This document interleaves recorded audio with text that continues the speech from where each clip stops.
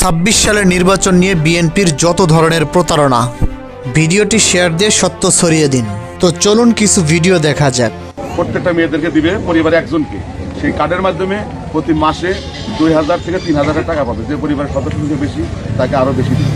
তারেক রহমান বুঝেছে প্রত্যেকটা বাড়ি একটা করে ফ্যামিলি কার্ড দেবে। ফ্যামিলি কার্ড মানে একটা করে কার্ড তৈরি করে দেবে, সেই কার্ডে 7 থেকে 8,000 করে টাকা যতদিন বাঁচবো ততদিন প্রত্যেক মাসে মাসে পেয়ে যাবো।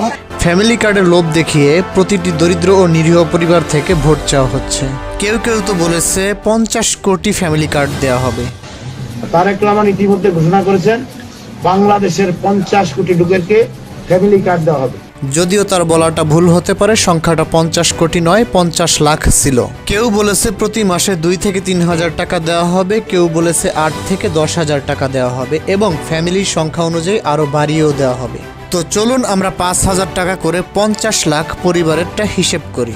5,000 টাকা করে 50 লাখ পরিবারের জন্য এক মাসে আসে 2500 কোটি, অর্থাৎ 2,500 কোটি টাকা, এবং এক বছরের জন্য আসে 3-এর পর 11টা শূন্য, অর্থাৎ 30,000 কোটি টাকা।